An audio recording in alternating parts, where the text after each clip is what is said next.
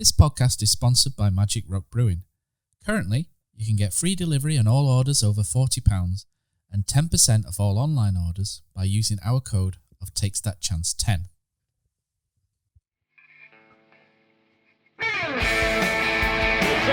Jepson's there, Billy in, a goal, Chris Billy, Huddersfield Town. The most famous goal of Chris Billy's life. Is this the moment for Lee Fowler? It is. Take your place in Division 2, Huddersfield Town.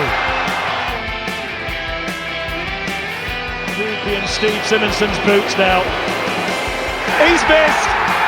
Steve Simonson clears the frame of the goal and collapses in a heap of tears.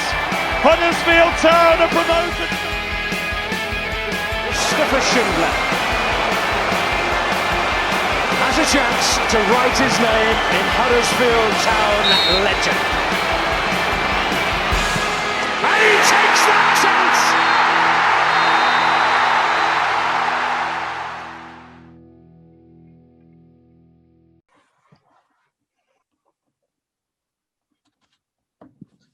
Good evening, guys, and welcome. I've got some old notes written down here, so it's all professional. Welcome to episode 91 of the Andy Takes That Chance podcast.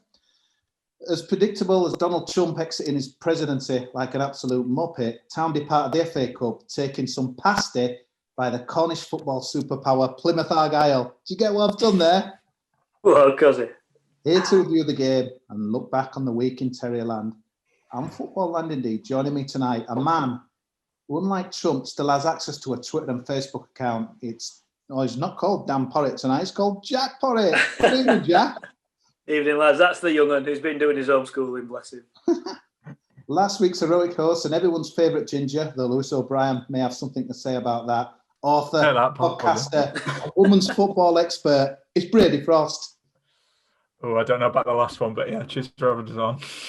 And tonight's special guest, booted off our screens last Saturday, like Samantha from Sex and the City in favour of the FA player, his ex-Real Radio phone-in host and BBC Radio Leeds finest, Jonathan Buchan. Evening, chaps. How are we? Johnny, did they ever find the Real Radio renegade, mate? That's what I want to know. Never, mate. They never found it. The amount of times when you went out with Real Radio and people would just sing the theme tune to you, it was, if I had a quid for every time I wanted needed to go and work for the BBC, I could have carried on, couldn't I? Johnny, Tingley FM it were known as to many of us. Yeah, it was. Tingley FM, mate. What a place. Good times. Many years ago now. I know, I remember Emily News, bless his soul. That phone in, he was such a great guy, wasn't he? I find it sad that he's still kind of not with us and that as well. But yeah, move on to the game. So obviously, Johnny, you were there. An average age of a Town team, 22. I've got all my stats here, 22.3. I don't know how you can have a 0.3 of an age. But yeah, so I suppose we'll come to you first, Brady. We're out of the cup. No surprise, really, for anyone who...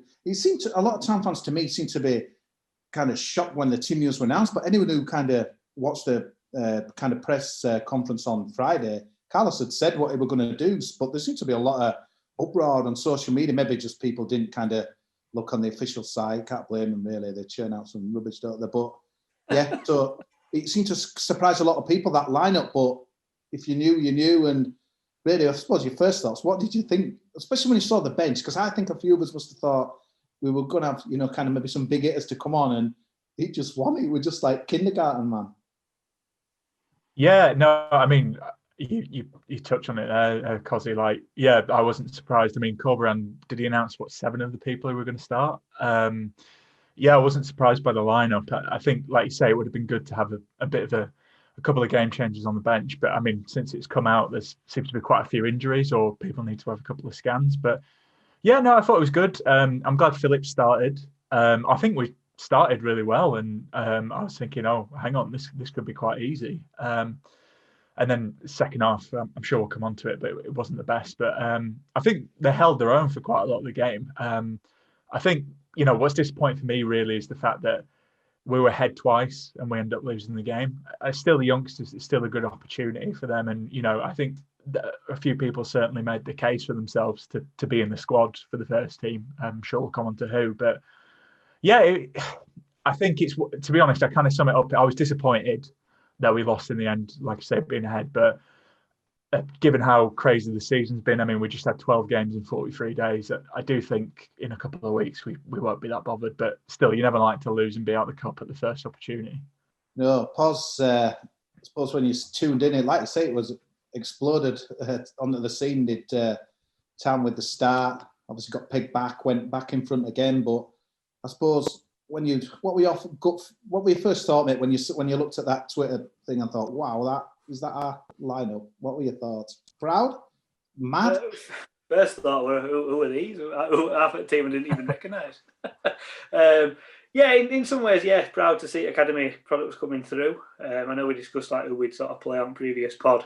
I do think maybe hindsight's a wonderful thing on this bit, but maybe a bit more of a hybrid team with 2 or 3 at least, first teamers, people like Pritchards maybe, who've got a bit of a point to prove, might be looking for a move. It would have been a really good opportunity for them to get some game time and show off the talents or lack of. I think in Pritchard's case, but sometimes when you've got a team that is literally full of youngsters, you do need a couple of older heads on there. I know we had Ben Hamer in goal, but as a keeper, it's pretty hard to influence the whole pitch. It would have been nice to have a couple of older heads on there. But in saying that, we got off to a really good start. Like you say, similar to Brady, I thought, oh, here we go. This shouldn't be too much of a problem. But in games like that, experience does count for a lot. And second half, it looked like Plymouth sort of they didn't old manners as such, but you could tell that they had a little bit more experience, and Town were a little bit naive at times. But again, that just comes with probably due to being younger. I think when you're probably playing in under 23s and that sort of football, the result isn't the most important thing. It's all about the performance, and they'll be coached to play the way that that they're told to play for the 90 minutes. And sometimes when you get to senior football, you've got to be able to sort of change that tact a little bit and be a little bit more thoughtful on ball, and rather than playing a pass forward and everyone charging up, can we just hold on to it for 30 seconds and just let everyone regroup and find the positions and stuff. But overall, there were some decent performances. I thought Aaron Rowe did really well. Took his scored a great goal. Played very much like Pieper for me, which is nice because it's kind of an immediate swap. You could tell that he used to be a winger, like to get forward. Defending at times led a lot to be desired. They seemed to get down our right hand side quite a lot. Especially in that first half. Pat Jones, I thought he did well. He looks a decent prospect. One thing that I did notice, and maybe something to pick out, is I did notice the sort of the physique and the build of pretty much all the players. They seem very, very slight. They don't look to be very strong. There were no power out. I know they're only young, but like big physical strong guys. We've seen it with Edmonds Green last match where you're thinking, go put your head on it and, use your body to muscle out a centre forward. But it's been a bit of a thing from Town. I can't think, maybe Delroy Face is the exception, but apart from him, anyone that's ever come through ranks at Town seems to be really skinny. And I don't know, maybe it's some diet, or maybe that's just not how they build footballers these days. But when you're a young lad playing in a man's, sort of standard, for me, if you've got a little bit more bulk about you, it just gives you a little bit more of an advantage. So maybe that's something that we can look at. But they need to come into my kitchen, mate. I'll invite them in. I'll put them some bulk on. Don't you worry. Getting my biscuit tin and everything. Johnny, when you got to the stadium on Saturday, did it feel? I mean, obviously, when there's crowding and there's third round of the cup, depending on who you're playing, to me, it's always a bit kind of flat, really, and that as well. And obviously, no one in, but. Did it feel any different to you, kind of rocking up there? And I mean, the kickoff time for one was a weird one. Weird, yeah. That was the weirdest factor. That was the weirdest factor because you kind of time what time you meant to get to a game. So I kind of arrived 3 hours before kickoff. We go on air an hour before kickoff. So I was like, well, hang on, what time do I need to get to the game today? Then I think I got there about 2:15 and sat in the car park for about an hour waiting for Oggy to arrive before we could go in. Yeah, beat the traffic, went and got a Greggs, and then sat there waiting for Oggy to turn up. I don't know about it being subdued because they have all been subdued lately, obviously. But I think that for me, when you looked at the side, and I know Matt Glennon said this, he said it was disrespectful to the cup, more the bench than the actual starting 11. And as you say, none of us were surprised at the starting 11 because Carlos told us, didn't he, a couple of days beforehand. So that's no major surprise. I agree that I think I would have liked to see a bit more of a hybrid. I think that you throw all those young lads in there like that, and then you have a bench as they did with what Schofield, probably the most senior name on the bench. you are asking to go out of the cup, aren't you? Let's be perfectly honest about it. You're asking to go out of the cup. You can have full faith in these youngsters and think that these youngsters are going to be able to beat a Plymouth side, and they ran them close, obviously, and they played well in spells. But to not have those options at least on the bench, or a few, just 3 or 4 options on the bench to come on and make a difference, says, well, if we're losing this game, doesn't really matter. We don't need to change it. We'll just have the kids on there. That was the most disparaging, I suppose, aspect. Good to see these lads get a run out. Always love to see good young lads get a run out. But I just think when you throw that many of them in there together, you're kind of asking for a bit of bother. I wondered, and I'd be interested to see what you guys thought, I wondered what the team selection might have been and what the reaction to the team selection would have been had it been a game with fans in. Do you know what I mean? I wonder whether it was a bit of a free hit because there's no fans in. They're not going to moan that much if there's all these youngsters playing. Whereas if you'd have played that team and you'd have played those kids as well on the bench, and there'd have been 10,000 there paying 15 quid a pop, I don't know, whatever it would have been for an FA Cup game. I wonder if they would have gone with such a young side. I don't know. It's just a bit of a thought that I had. I don't know what you guys think. Yeah, it's an interesting one. I've got to be totally honest. When I saw what the team were going to be on Thursday or Friday when his press conference was, my gut feel, I think I put a message in our group also to back me up. I'm not just saying it after the event. What I can't believe, what we're doing here, and are we missing a trick against a kind of a winnable game? But I suppose the big thing was after, and again he mentioned it, didn't he? That out of he's made one change out of the last 5 games before that, and I think he said 7 players or 5 players. They'd not even had the full training session last week because they've all got niggles and knots and stuff like that as well. But I'm sure there'll be 1 or 2 that could have played. I mean, obviously, me and Matt had a bit of a ding-dong on Saturday night. That was great. It was good. Really good. Like TalkSport. Sorry for lowering the programme. But I think my kind of point was, because he was saying, like you said, a hybrid team. But my argument would be, I mean, he sounded like he wasn't fit anyway, but would someone like Alex Pritchard give a shit at 8:30 at night, running out, trying to influence a game to kind of turn it against Plymouth Argyle in the cold and stuff? And I know Matt was shouting, I can still hear him now, to be honest. He's a professional footballer, but I just didn't see, I suppose it might be irrelevant anyway, because it sounded like half of the team were, kind of not fit anyway. But I think in an ideal world, I think maybe, we could bring him on, but I want to kind of fuss really. I did think the second half got away from us really. I thought we were in it, obviously, first half.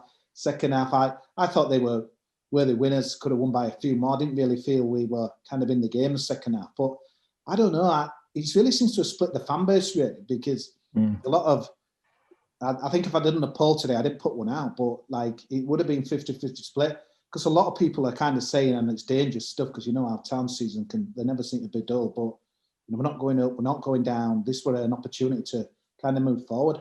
And I just don't know as well, for me, because we're not going to go, it didn't really matter if we won or lost. I know it's money for the club, but I ain't, you're not sat in front of that TV on a Monday thinking where we're going, because we're not going. So for me, it's not the appeal of the third round for me anyway. It's not like it used to be, but it would even less because of the circumstances. So I suppose I've kind of gone around in a bit of a tangent, but I want to show, to be honest with you. Brady, I don't know what kind of you think, but it's, it does seem to have split the fan base, don't we? I can kind of see the old school just, we should have, this were an opportunity. We were not going up, we're down. Why didn't we do more? But what, you agree? Yeah, I think it's tricky.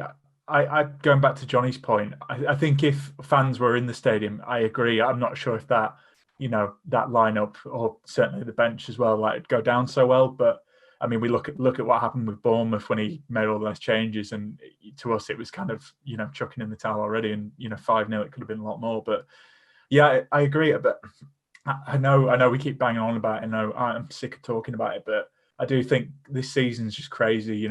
They're playing. We had 3-month break or whatever last season. It's not looking good with cases, and we seem to have, all we've learned is to play the same amount of games, but in 2-3 months less. So. Really, could I say it's mad? Something controversial. Yeah, go on. It wouldn't have happened, but why not put? I mean, again, I'm tempering it with obviously what he said after, with players not being fit and training and what have you. But would you have kind of put a stronger team in this week and a weaker team against Watford? I know we bet them at home, but it's kind of a tough game. I know the league's the bread and butter, but just looking where we are in our season, circumstances and stuff, would that have been a better movement? Yeah, I think it's a good point. I don't know. I think the league. I mean, don't get me wrong. I'd love a cup run, but I think again we talk about. I feel a bit attached for it because for me the FA Cup. I mean, you know, the cliche, but it's about the fans. Like the third round is about the fans. Like you know, Marine. The fact that they couldn't have fans. You know, Crawley beating Leeds 3-0, which made me feel better about this result. I might say, but yeah, it doesn't feel as much to me, especially the cup, because the cup is about the fans. But I don't know. The only thing I'd say is two things really. If the youngsters had won, which given the first half it looked like they potentially could have, I don't think we'd care. But I also think if we played someone from the first team and they got injured, I think everyone would be kind of going, well, why did you play him? Because he's crucial to last season. And to be honest, I think it was an opportunity for us to see players who you thought well. I thought Jaden Brown played decent as well, certainly for the first half. And I don't know. I think it was a case for people to step up into the squad because, again, we're having injuries left, right, and centre. And I think it was a good opportunity for that game. But like I said, I think the most frustrating thing for me was we're ahead twice and we lost. But you know, certainly for Plymouth in the second half, you know, they deserved it. But they did play the full team as well. Like it's not like they played a weakened side. So it was a tough test in fairness to those youngsters. Pos, what did you? A lot of kind of let's get to kind of individuals really. Obviously, you mentioned a few there. D'Amico Duane. We don't want to pick out individuals or kind of have a go at people, but you were one of the more senior players that we had out there. And the one thing I just don't like, you know, Pos, I don't know whether it just looks different on TV and stuff, but when people lose men, but then don't bust their guts to get there and get back, it does wind me up. Let's be honest. Since he burst on the scene that first game, you know, obviously in the Sievert reign, I think the win against Wolves wasn't his debut. Am I right in saying? But I don't know. Maybe I'm being harsh, but I don't know. I'm just not feeling that this guy is going to be Huddersfield Town standard really, and I think he's not looking good for him, mate. No, I think the desire thing is, you know, it's the absolute minimum expectation that you could put in, and you've got to look at the situation on Saturday. Like you say, he's one of the most senior ones on there, and he should be almost bringing others up to his level. And you like you say, you know, he didn't sort of do that, but it comes back to that, you know, the will of the player. And if he's already sort of made inroads into the first team, does he have a bit of an attitude that, oh, it's all right, I'm already in kind of thing, and these guys have got to, you know, overtake me? Or I think a mindset of a footballer is a strange one, really. We can all sit here and say, oh, you know, if I played, I'd be doing this, I'd be doing that, and I'd be doing other. And that's because we're fans, and, you know, that's our dream to do that. When you're in that position, you know, and you've been in that position for a while, it's easy to become complacent, even as such a young player, especially playing with players that are sort of below him in a pecking order. You know, as a club sort of structure, they're probably below him. So I don't know. It is a funny one, but Saturday were a really good chance for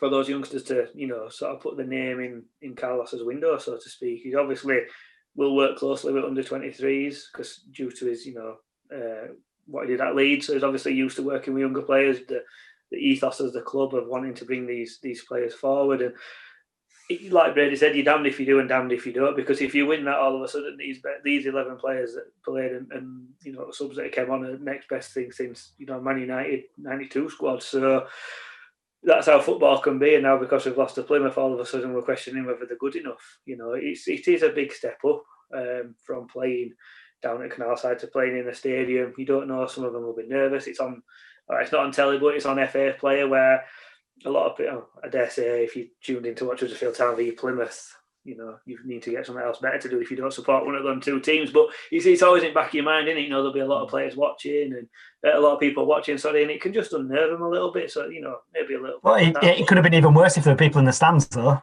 Well, I prefer to have people sat watching it on telly rather than in the stadium, I guess.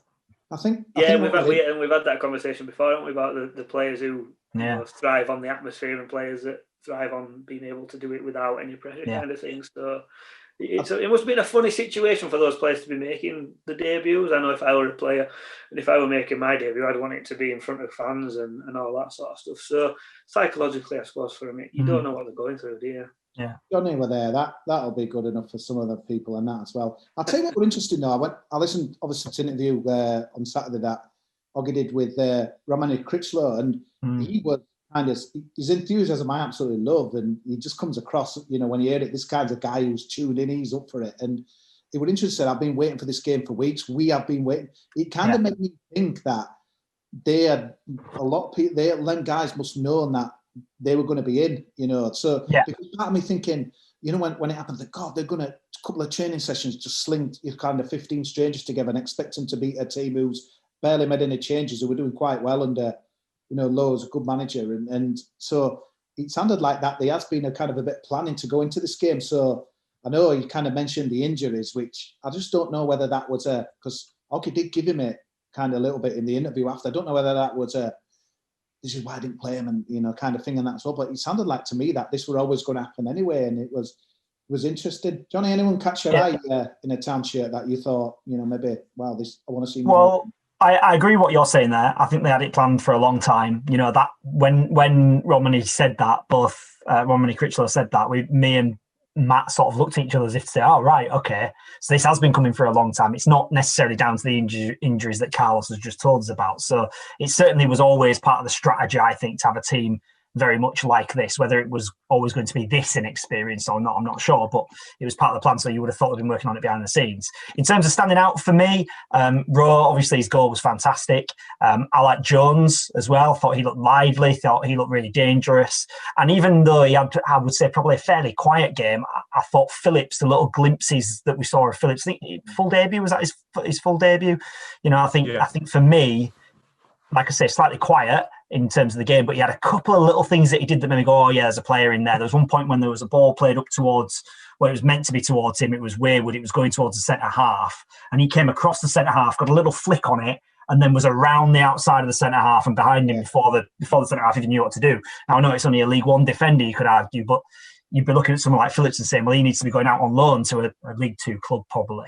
That's his next step of development. In my opinion, I'm a big advocate for the players going out on loan as opposed to just playing in these B team games, these 23 games. I think they get so much more from actually going out and playing, for want of a far better term, men's football, for want of a much, much better term than that. But, when the results actually matter. So for me, they were the three that sort of stood out. I agree with you on Dehaney. I thought he was particularly poor out of all the players out there. I thought he was probably the one that stood out the least. But for me, I think Phillips looks like he's probably got a bright future, and Jones does as well in particular. And if he can hit a ball like Rowe does, or certainly did on that occasion, then you're probably going to be all right as well, aren't you? I just wonder how many of these will be at the championship impact that they need to be making this or next season. I just question that a little bit. Interesting. Brady, any comments coming in?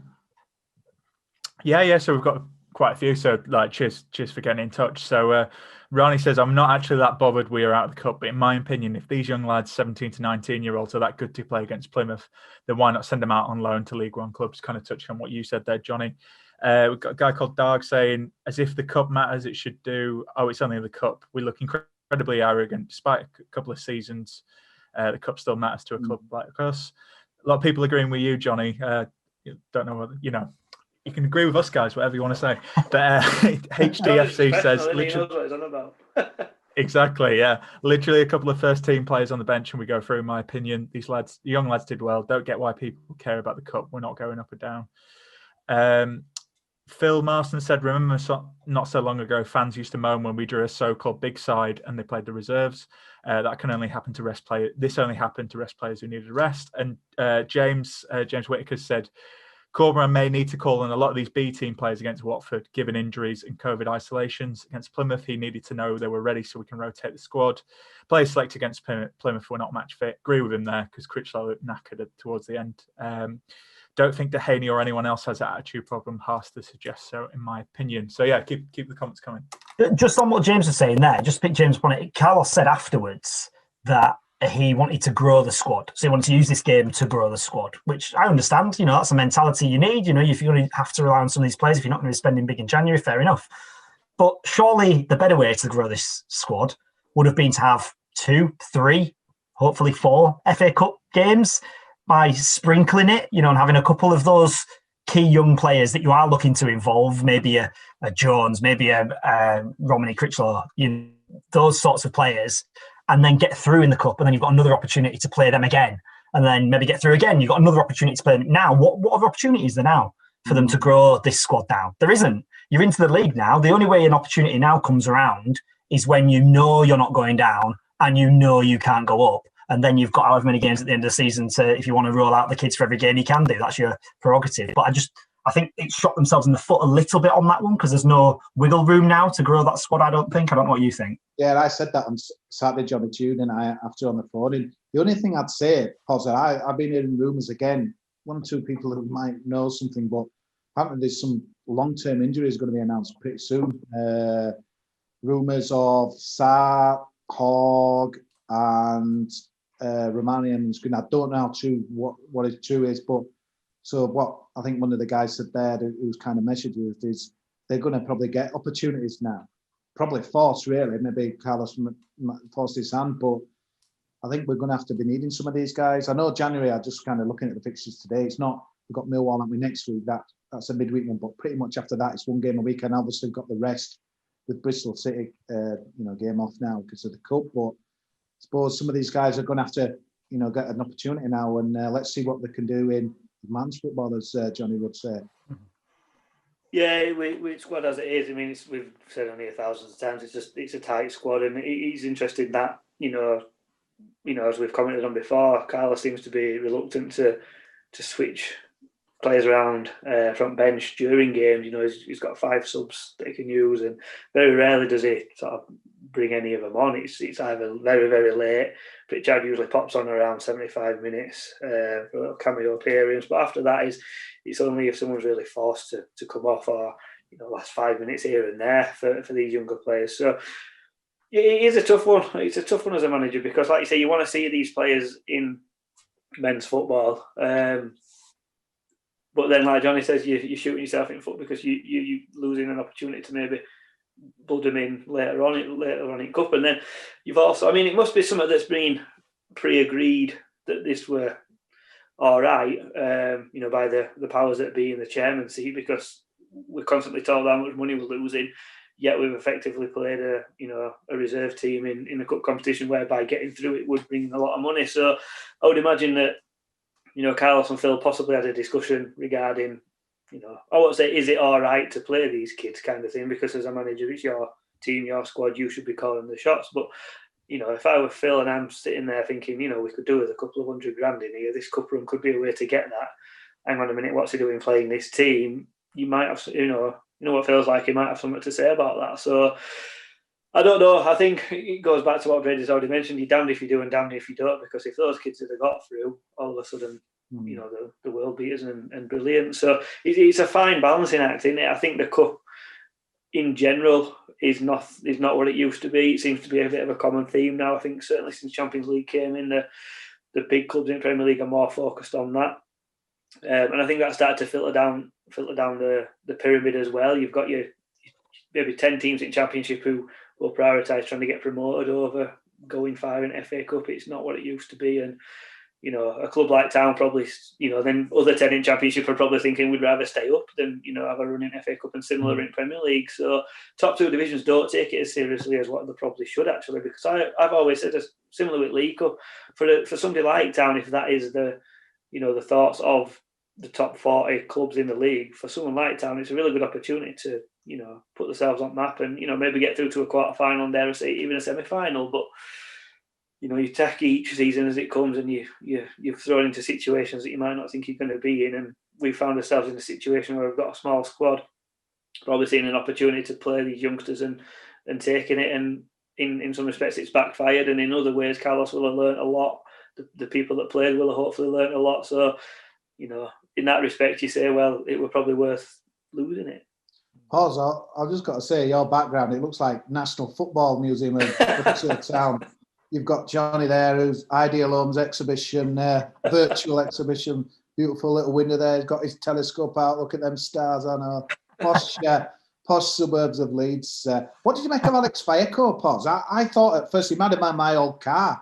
He switched it on, he was chugging about, starting, is it going to go, is it going to go? And then once it got going, it was good. And to be honest, it's really interesting. I think the Examiner, the votes that they do, they give him the man of the match. were interesting as well. He kind of dropped back to centre back and that as well. One thing I'll say, kind of a little bit of knowledge, is the team that he played at in Spain. I mean, and he didn't play. You know, he hadn't played there for a few months. Honestly, it's chalk and cheese. It's all right. It's called Segunda Second Division, but honestly, you're talking like League Two standard in Spain. And the team he played for play a proper direct style, so he'd get the ball and launch it. So he's got so much to do to kind of get right, to get to kind of championship standard. And I can kind of understand why, even though people have been saying, why ain't Carlos playing him? So, but I just thought we saw some good signs there on Saturday. And I think maybe he might use him a little bit more in that as well. He looks more, he is the kind of defensive midfielder, anything more, but it's nice to have a little bit of centre-back cover because they're dropping like flies as well. I thought he was good, mate. Did you? Yeah, I thought he did all right. He didn't sort of stand out as in, wow, look at this guy, look how great he is. But he did what he needed to do, and he did it well. It was interesting. Carlos did say afterwards that they played him as a centre half due to, I wouldn't say lack of fitness. That's probably doing him a disservice. But I think he mentioned something like he's not quite ready for that central midfield role. It's a little bit rough and more tumble than he's probably used to in Spain. But if he can fill in a job in that centre half role, then brilliant. If he can start to play the ball out from there, it obviously fits in with the style that Carlos is wanting to play. So yeah, didn't wow me and get me overly excited, but equally I didn't think I'm not sure about this guy. So yeah, he did all right. Yeah. Johnny, so what I want to ask you is kind of interesting because I'm a bit of a nerd with radio. I love it, and obviously no crowd, quiet. So all I ever hear on my TV is Paul Ramsden shouting his head off and what have you. But like when you've got the opposition media, you see it a lot in Spain where goal, and it's like, hang on a minute, guys, you're meant to be neutral, and you're watching, seeing like media going nuts with like Real Madrid score. I'm thinking, guys, you're like not fans, you're there as broadcasters. Have you had any kind of this season where, because I know BBC commentators are boring out there, like yourself, but any of that's kind of lost? You're just thinking, wow, they're getting really excited. I mean, for example, what would it be down there, radio? Well, no, they weren't allowed to travel. You see, we're not allowed to go to away games now with the new restrictions. Wow. So so for example, Watford this weekend for us, our commentary will be done from our studios, and we'll be empathising with you all because we'll be watching it on iFollow and doing the commentary from there. We're not allowed. BBC bosses, the hierarchy at the BBC have decided for our safety and for public perception that we shouldn't be travelling up and down the country. We can do home games. We're not allowed to travel to away games. That's across local radio. We're hoping that'll be lifted as soon as it's safe for us all to do so. So that is the state of play for us, frustratingly, at the minute. But it does allow us to really properly empathise with you lot because we realise how lucky we've been to go to games. So it's caused a bit of a technical headache, but we think we've got to the bottom of it. We think we've got it sorted. So I'm sure you guys will let me know if it ain't working properly this weekend, so you can let us know. And we'll definitely let you know if iFollow isn't working because I don't know what we're going to do if it don't work properly this weekend. One of my agenda points, I'll bring it forward in that as well. So obviously we had the debut of the FA player, and I remember dropping a little message into our group saying, wait for the storm, that's going to happen with that. And you know what? It was the total opposite, wasn't it? Was it good? Was it? It was really, really good. Not really just good. You on it, Johnny, and commentator were a bit kind of dull, to be fair, but it made iFollow look amateur, didn't it, really? Did you think it was a lot better, wasn't it? Look what happens when you chuck money at something, you've taken the words out of my mouth. Yeah. Well, that's it. Yeah, like they just, I don't know. It was just like, from a user perspective, it was really easy. You create an account, it's done, it's sorted, and you just log in straight away. I think like it was just, they've invested in it. They've invested in, making it work right. I agree with you. The commentary wasn't exactly as good as it is with you guys, not to kiss your ass, Johnny, but like apart from that, I thought it was great. I mean, to be honest, I'm kind of gutted we're out of the cup because I'd be happy watching it on there and iFollow for sure. Well, that's let me just mark your cards on that one and for all of the listeners as well, because we're not able to provide the commentary for iFollow now for away games because of the fact we're watching it on iFollow. So our commentary will be slightly behind iFollow, which means that we can't provide it. So your options this weekend are, you'll have Radio London commentary on iFollow. You will just have the ambient sound. Or if you're very clever and you pause your iFollow and have the radio on, you should be able to sync them up because we'll be behind the pictures. So you should theatre sync them up, but I'm letting you all deal with that. We're not doing that for you individually. We just physically can't do it. So they're your options this weekend, just to let everyone know. I'll do your commentary now. Diakabi! He's wide. He's gone for a throw-in. He's fallen. No. Wow, that's I didn't really know that. So that's interesting as well. But yeah, it's been interesting really kind of with the commentary and stuff, haven't we? Because I mean, I've kind of, one I watch is you never know who you're going to get in that as well. And some are really good. I mean, the FA player, the guy on Saturday, was making me laugh. I don't know whether people tuning in from around the world, but they were like, Huddersfield Town used to be in the Premier League. I'm like, hang on a minute, mate. We're only like 2 years ago. We're talking like we were back in 1920s with Herbert and his flat cap and what have you. But yeah, I thought he did a really good job, to be fair. To say we played such a different side to what we would usually be. He must have had.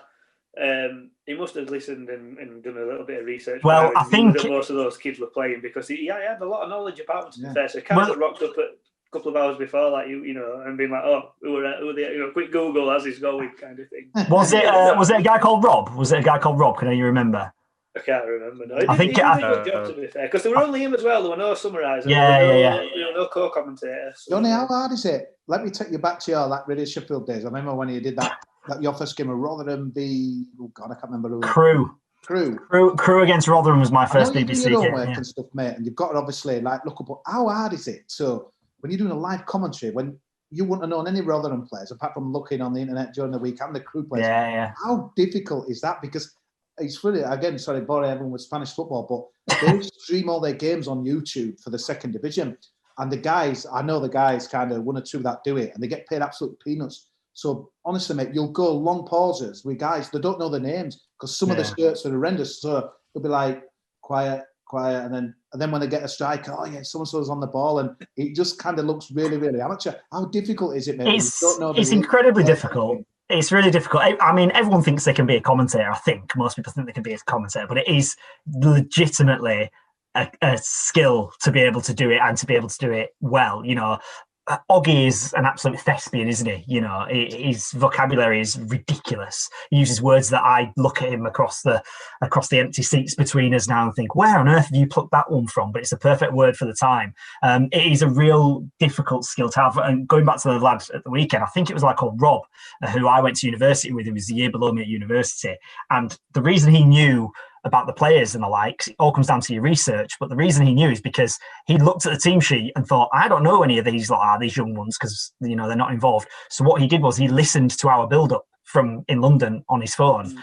So it's just about your research, it's just about your prep, because he knew we'd be talking about the players, who they were and all that sort of stuff. So he used us as a facility to be able to learn about them. So it does come down to the research, to the prep, to the hard work. I mean, I feel for the chaps, and I'm going to be doing a couple of town games in a few weeks' time, and Oggy's on some leave, one of which will be the Middlesbrough game off the telly. And they're the ones that are going to be more difficult. When you're at a game, player identification, I personally find you get them quite quickly, you know, the boot colours and all that sort of stuff. Because I follow, I don't know if you've watched any of it, but it's incredible. So they'll be like, it'll show a replay, and it's really good that we show replays because the Sky stuff doesn't do it behind the red button. But the trouble is, they'll show it for ages, and then next thing you can hear in the background like, whoa, and then something's like a shot. It's like, bloody hell, you've lost like 10 seconds play. So watch out, mate. You're going to get absolutely muled on that, man. Well, give us a bit of leeway, guys, and give Oggy and Matt a bit of leeway this weekend. Don't go hammering them too much. Oh man, I think if Oggy's not there, we should get Cozzy and Matt to do it. Oh, yeah. Just argue for 90 minutes. Taken off the air. Brady, he's finally signed, mate. Much hyped. Well, the Instagram video were quite something that town did. And Rolando Aarons, and straight on for his debut on Saturday. Obviously, you wrote a nice piece about him last week. What can you tell us, mate? Because I think a lot of people are thinking he hasn't played for ages. Wickham didn't want him, but what more is it? What can we expect, mate, from him? Well, yeah. I mean, to be honest, I think I kind of said it on Twitter. So apologies if you follow me if I'm repeating myself, but when we first heard about it in the summer, I was like, right, okay, top target doesn't sound that great. But researching the piece and speaking to, so I spoke to a Wednesday fan, Motherwell fan, Wickham fan, and Newcastle fan, and particularly all these loan spells were like, yeah, he's really good. You know, and he works really hard, and he's a bit unpredictable. And I was quite taken aback because I was thinking, well, you know, you look at the stats, he's made 6 appearances there, 10 appearances there. So yeah, I think he kind of. I've changed my opinion on him. I think it could be a good signing. The only thing is, given how crazy the season is and given how he's not really played, I do feel like we might feel the benefit more next season, a bit like with Koroma, kind of like get used to stuff and come back and make an impact. But yeah, I think he's quite a smart move, really. I think you've got to give him a bit of time as well, because especially with loan spells, he's done. Yeah, end of January. That's it. Yeah, Watford, if not. Yeah, I think you've got to give him a bit of time, really, because these last loan spells, they've only been for half a season, and he's barely played for injury or choice or whatever. I mean, Wickham fans said he was a class above League One. Wednesday fan said he'd have him back in a heartbeat. Motherwell were like, yeah, he was only here for a bit, but he did make a difference. It's just he's not played anywhere permanently. He's not played for Newcastle since December 2017, and I know we talk about how loan spells and like we look at Emile Smith-Rowe and how great that was for him and how he's kind of kicked on, but I just think for a lad who's not had a place to call home and not had stability for 3 years, it must be tough. I know they're footballers, I know they get paid a lot, but it must be difficult. And I do think, based on all the chat, I thought he gave a good interview. I know the player interviews, you can always get a bit swept up in it, but I think having that stability is really important to him, and having a role in the team and feeling valued. He will be a key player of the squad, and I think the biggest if is the injuries. Obviously, we know what Corberan's intense training sessions are like, and he's got a bit of an injury record. His hamstrings a bit, not the best. So we'll kind of see. But I think it's really low risk. His contract was out, up at the end of the summer with Newcastle, and I do think he's going to offer that unpredictability. I think it could be a good move. I'm not going to say like, he's going to be the next Carlin Grant, even though he's took his number. But I think we might be impressed. But I wonder if it's going to be next season when he really kicks on.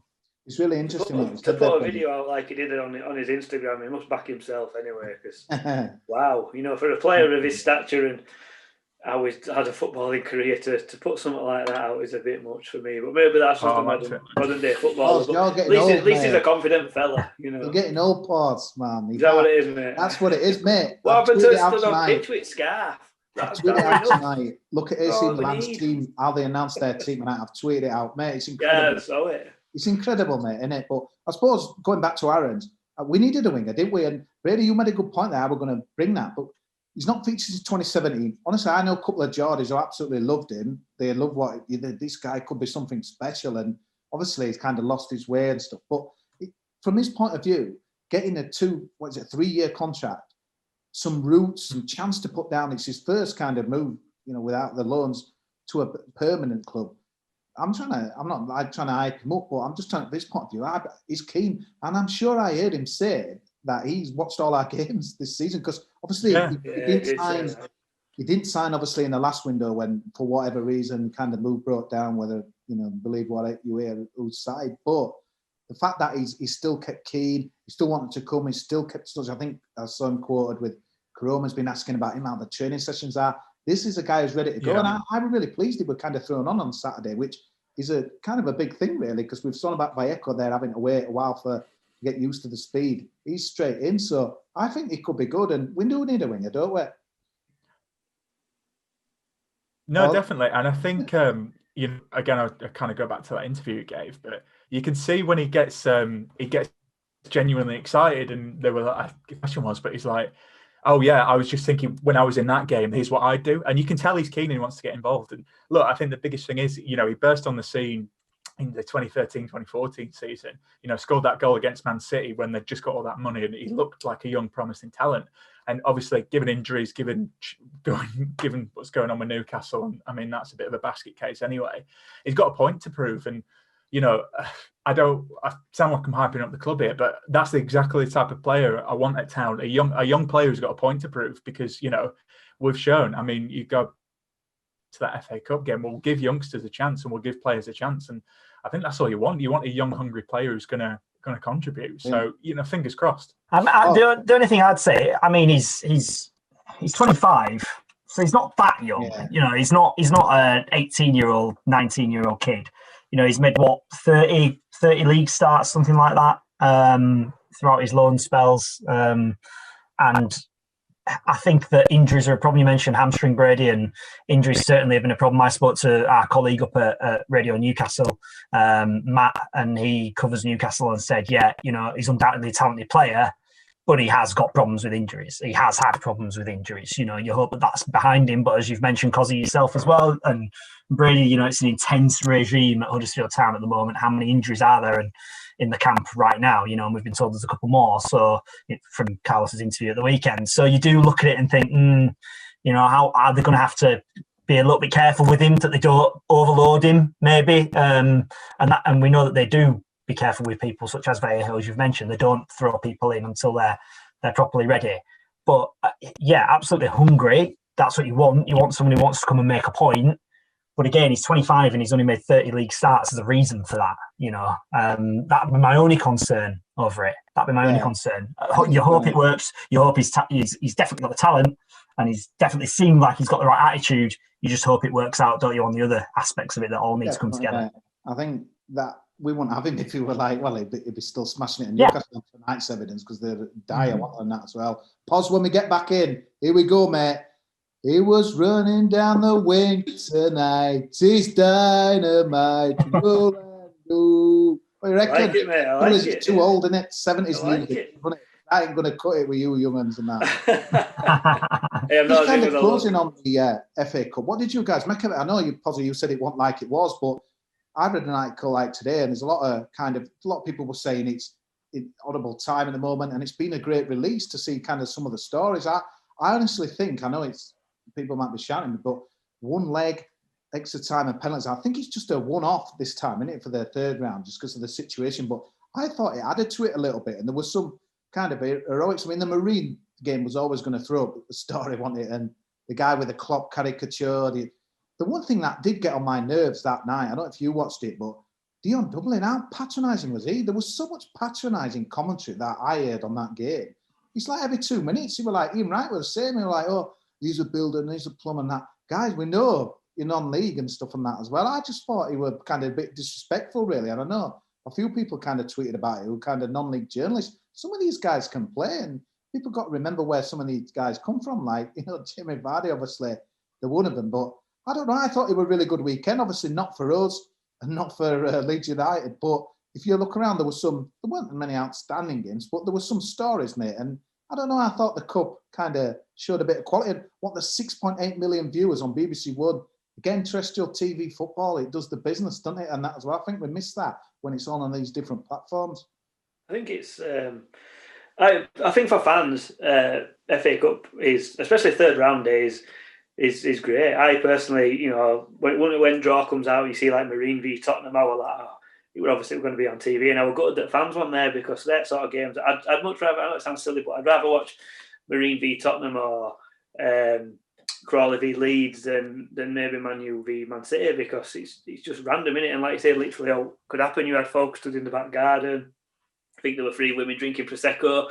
Don't think they read the rules on no alcohol inside of the pitch there. I don't know how they'd enforce that one in someone's back garden, but it's just different, innit? And they go to town and Butcher's got, rosette up on pig's head in window and all that sort of stuff. And it's just a little bit of a different, it's a break from the norm, innit? Mainstream media is pushing out Man United, Liverpool, Tottenham, Chelsea, Arsenal, because obviously that's the most popular stuff. And for little clubs to get, that windfall, and that did to sell 15,000 virtual tickets, I think, at Marine, which will probably keep them going for years. Mourinho copped some stick post, doesn't he? But it will class again, mate, what he does. The training notes, it reminded me, because he did that with Jacko, if you remember, didn't he? When he did full research on him and stuff like that. But Marine lads, weren't they, with that training note? It was massive, wasn't it?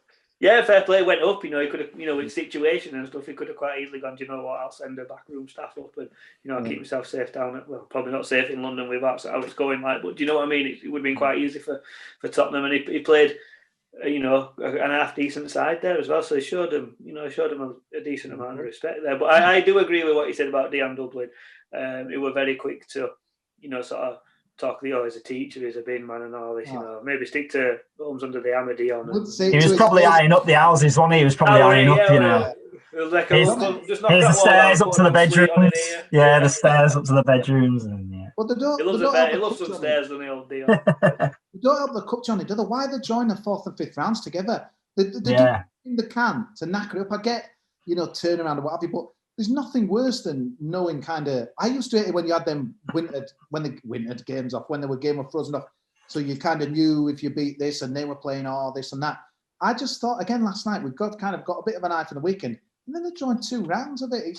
That just kills it, mate. And they can't up to ruin it. Why? I'm with you on that. I wouldn't have drawn the 2 rounds. I think the only thing I'd say about the one-legged affair is that, if Marine had managed to get themselves a draw, and then gone out on penalties or gone out to an extra time goal, that'd have been, and if I'm talking about if fans are in here, that'd have been horrendous because, they'd have been able to go to, the new Spurs stadium if there'd have been the replay in there. So I wouldn't necessarily personally scrap the replays full stop, but I get why they're having to do it this year. I understand that you've got to leave some room somewhere to fit other games in, as we're seeing now, aren't we, with, look at Brentford, they've had a couple of games called off today, and I'm sure there'll be other clubs that are actually going to be a little bit concerned in the coming weeks. So they've got to leave a little bit of wiggle room in there this year, but I wouldn't want to see that permanently. I quite like a replay, even though sometimes when I've had to go and cover the replay after a drab 0-0 in the first leg, I suppose, and you've gone, oh no, I've now got to go down to Southend next Tuesday for the replay. That is a bit of a stinker, but we'd give out for a couple of hours. Exactly, yeah, I know. I'm not moaning, it's just more of a flippant observation. John's tough anytime soon. Any more comments coming out there? So just a couple of comments about Aaron's. James has popped up again. I think the revelation of Koroma, renaissance of Mbenza, and signing of Danny Grant has meant there's less pressure on Aaron's as a top target, and that seems like a shrewd signing. HTFC won't be able to judge Aaron's properly until he's had a pre-season. Could be a decent signing because Carlos will improve him. Look how many players he's already improved. Worries injury record. And Cozzy, I don't know if this is your Spanish burner account, but someone said, Vamos Terriers, Hola Cozzy is number 1. So I don't know what you've been doing while I've been chatting, mate. But... Get their address ready and I'll come on for some beers when we can fly out of country. I'd just give up to go to Scarborough at the moment, never mind. Which brings me nicely to the next topic. So obviously this pandemic is getting worse rather than better, and there's been a lot said, I think, in the last week. It started with Steve Bruce, who I kind of see, kind of a little bit agreed with him that kind of the model, it just seems immoral that kind of professional football's carrying on when there's kind of no one else is, and that as well, professional sport. So Nuno Espirito Santo, he were kind of saying as well, where's it all kind of heading? We need to get a task force together to chat about it. Some people have been saying, like Sam Allardyce, about a circuit break. Again, you mentioned there, Johnny Brentford, they've lost the next 2 games with the COVID outbreaks. Sheffield Wednesday had a COVID outbreak. Well, basically, he's not good, is it? And I just didn't know your views on that as well. I mean, it's a difficult one because I just don't think a circuit break would make any difference to it, to be honest with you. I just think, oh God, there's no one likes sport more than me, and it were hell on earth when you just having live sport. When that German came back, that German football came back, remember that first weekend? Incredible, Augsburg v Schalke were like, whoa, but obviously the stuff, it's got to be about the safety kind of the players, but then you've got as well players behaving like proper dickheads and stuff, like we saw some parties and stuff. And I suppose chucking it out there to you, Johnny, what do you think it's going to stop? I don't know. I think we might just ride the storm, but obviously in Scotland, Sturgeon is, the Celtic thing's a debacle, isn't it? Going to that for that training thing, and obviously then the 13 guys missing last night. Far away from it, stopping, but football's got to watch out, hasn't it? I think they'll dig their heels in as much as they can. I think they'll want to carry on going as much as they possibly can. The government can, obviously, within their rights to stop it, and cancel all elite sport.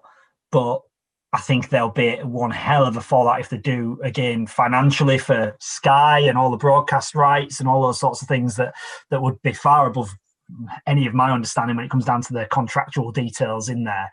The European Championships coming up in the summer. Imagine all the money that's involved with that as well. Imagine that even trying to take place at the moment is baffling, isn't it? To think that it's even going to take place, but you can't see them pushing that back, because that would have a knock-on effect to the next World Cup as well, because it would have a knock-on effect to the next Premier League season. So there's so much to take into consideration if you do start pushing things back. Morally, I don't talk about morals in football. There's a lot of reasons why football doesn't really have any morals. And, there's a lot of different factors you could throw out there and say football lost its morals many, many years ago. So I don't think that's one of the factors that they'll necessarily consider.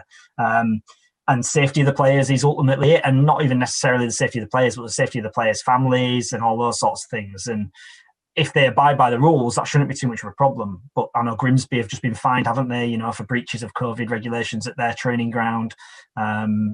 It's a real mess. But I think I'm leaning with you, Cozzy, and saying that I don't think a break would actually make much of a difference right now. I think there's going to be some clubs that would like it, and some clubs that would hate it, and some clubs that want it, and some clubs that don't want it, some fans that do, some fans that don't, all those kinds of things. But I think everyone needs a little bit of entertainment right now. I know some of the games that are on telly are absolute garbage, aren't they, at times? But you need that, don't you? You need that bit of entertainment, whether it's the telly, the iFollow, the FA Player, whether it's on the radio with us. Something, you've got to try and keep people's heads up somehow. And if that means that football does carry on and they have to move games and they have to, clamp down on certain clubs and they have to have players that have to isolate for 10 days and all that, well, so be it. If you can keep it going, it'll keep the mood of those people who like sport and elite sport.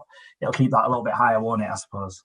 Yeah, I mean, you could argue that a circuit break would actually do more harm than good, because at the moment, say if you're a footballer, you go to training, you're in a allegedly COVID secure environment with all people who have been tested for I don't know how long they train for, say 6 hours a day and stuff like that. So, and then all of a sudden you don't do that. So you're stuck at home. So what are you going to do? You're probably going to keep your fitness up by going to a run, to a park. I'd imagine they have sort of home gyms and stuff like that. But you can't just live in your house, can you? People will go out and, they'll have kids who potentially be in school. So then they're bringing it in. And without knowing exactly where these footballers are picking it up, I do think if football wants it to continue, they may have to say to football teams, right, well, you have to set up camp in a hotel then, because if we're going to play, you're going to play. We can't have it both ways, where clubs are saying, well, hang on a minute, half my squad's got COVID, so we don't want to play this game. Because what happens when COVID disappears and 6 months down the line, Man United turn around and go, hang on a minute, we've got 6 players that have got an hamstring injury, and I want to pick all them 6, so why can't we don't want to play? I know it's a little bit different, but by cancelling games because you've not got a squad available for whatever reason. I agree with that. You either play or you don't you? Yeah. Exactly, yeah. It's either, with football, we want to carry on. Well, look at Villa. They played with their under-23s in FA Cup, but they've got the game cancelled, the league game cancelled because they've not got a full-strength squad. Well, you played your FA Cup match, so play your league match. You can't just pick and choose when you want to play and when you don't. And some managers are older as well. I think there's a bit of personal responsibility on them. If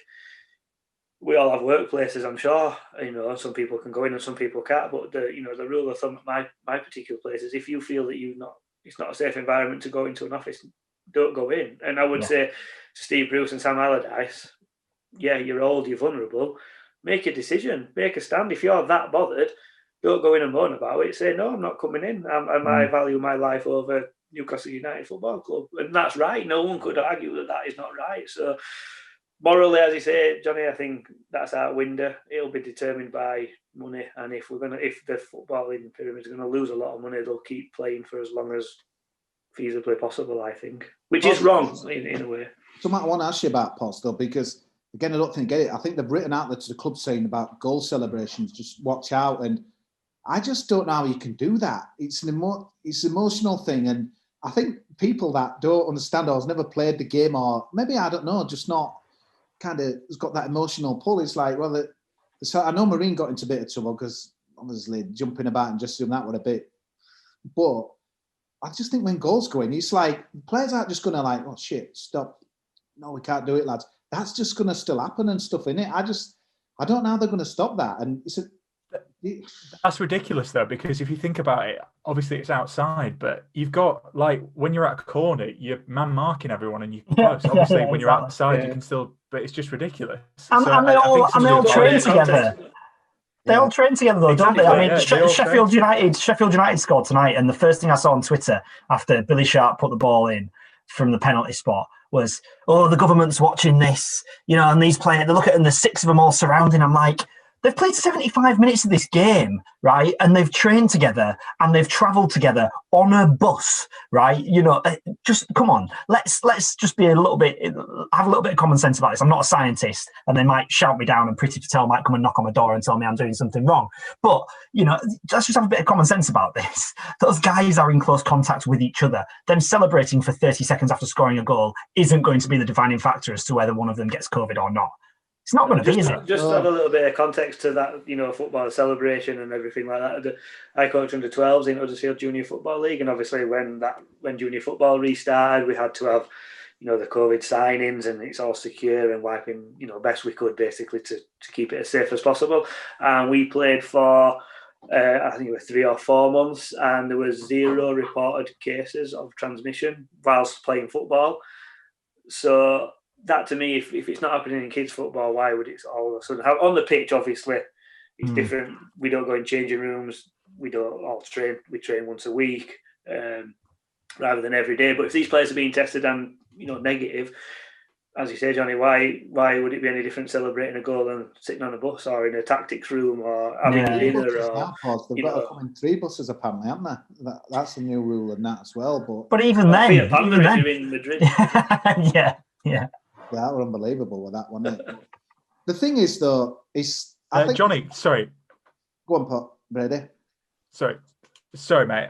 Johnny, can I ask you a question? Because I was listening to Stephen Chicken's pod, actually, because they were kind of arguing basically that, similar to me, I was against football coming back originally, but they've seen that it can do it safe.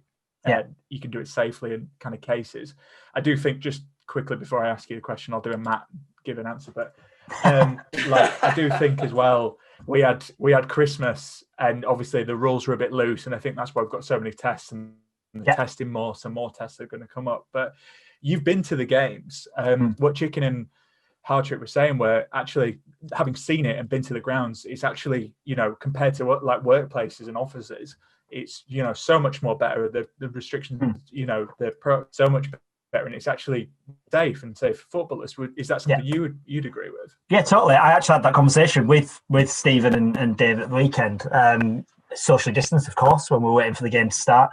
We all had our masks on, and we all stood at a distance, and we were outside in the open. And and this is kind of the frustration that we've had with not being able to go to the away games, and we fully get it. There are bosses that are there to make decisions to keep us safe, and will abide by those rules. But our response to them when that was put to us was, hang about. So now we're going to sit in a building and do a commentary off of a TV screen, socially distanced and all that sort of stuff, rather than be outside in the open air at a social distance doing a commentary.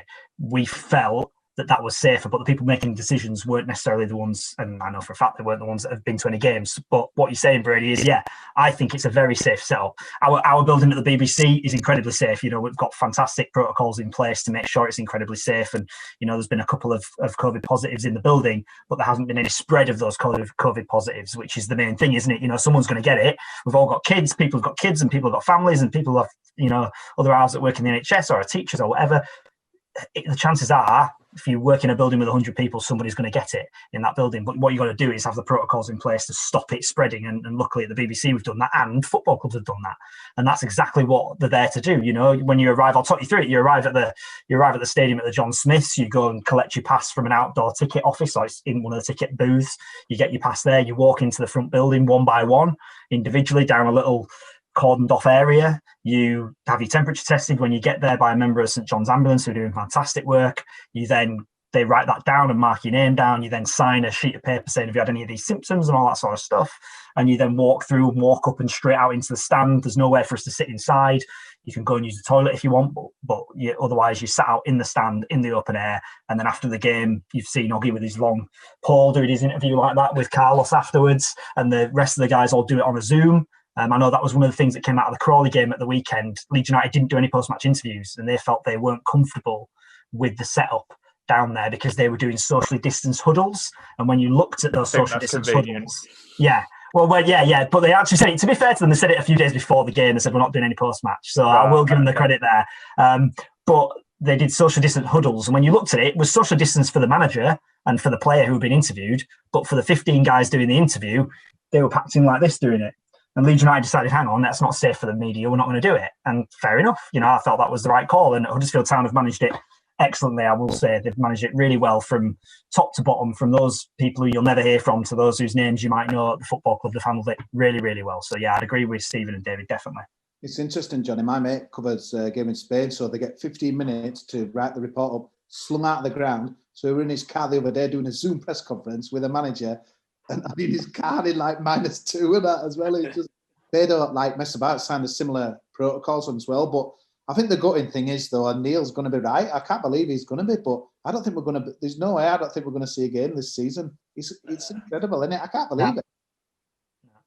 I don't think you will either. I don't think you will. I came to that realization back end of last year, calendar year, I think, heading towards the back end, because it just, and this won't be popular, but I think it's probably the right thing to do, as opposed to, I was at the Bournemouth game with your boys, and there were fans in the ground that day, and it was all looked safe, relatively safe from where we were, but it didn't feel right when, just because the numbers were going down there, that you had 2,000 people in there, they had 1,800 in, I think, that day.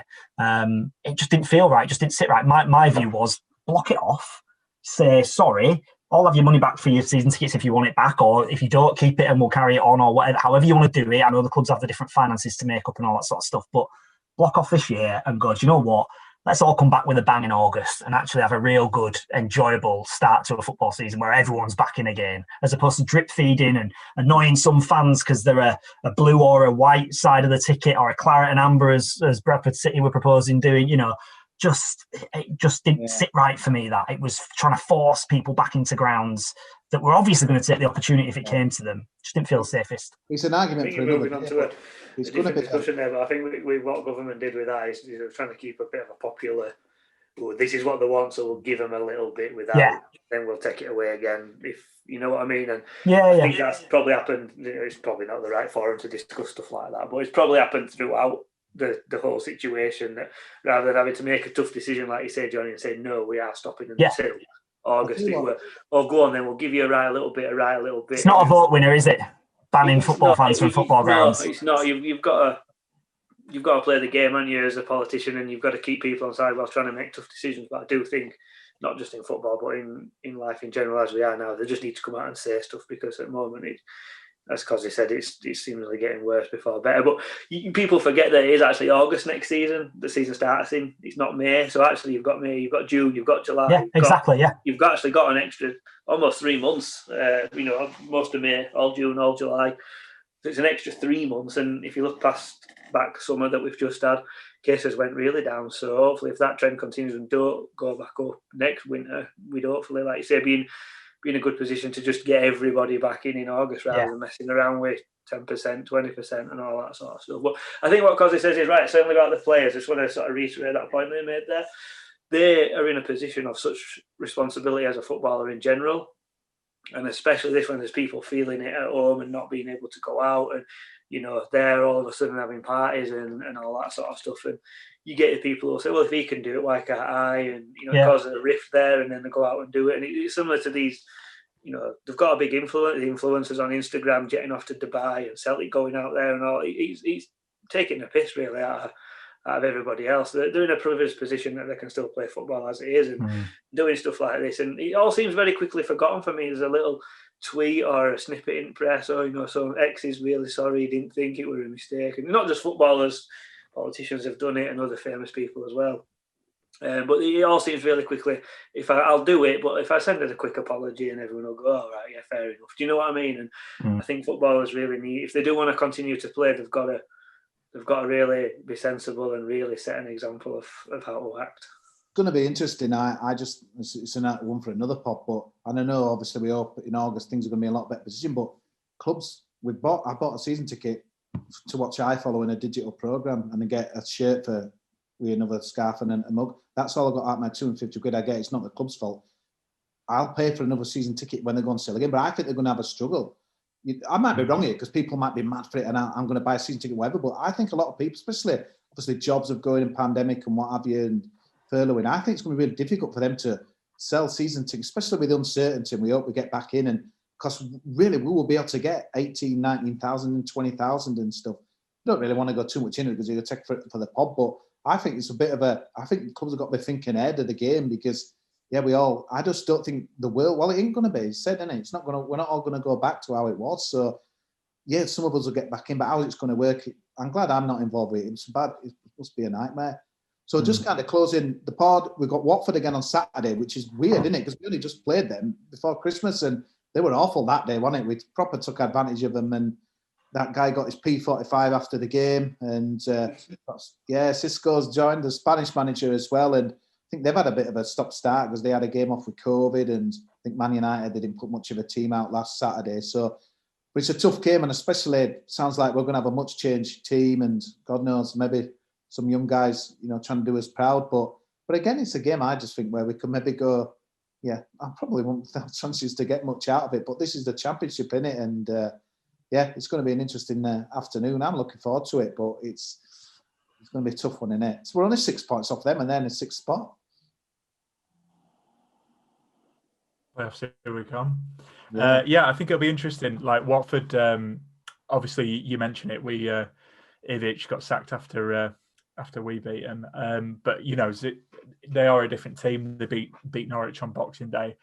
I was obviously we do our preview pod. I was coming out later this week, but I was surprised to hear Watford actually have the best home record in the league. So it might be a bit of a tough game, but who knows? I thought Pat Jones played well.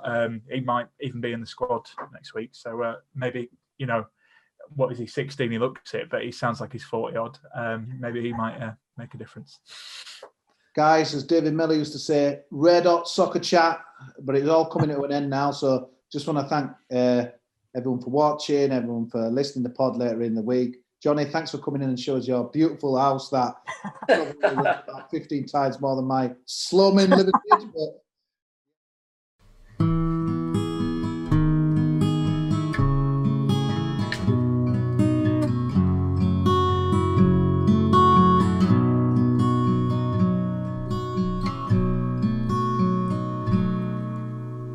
There's a team that is dear to its followers. The colours are bright blue and white. They're a team of renown, and they're the pride of the town. And the game of football is their delight. And all the while upon the field of play, thousands loudly cheer them on the way.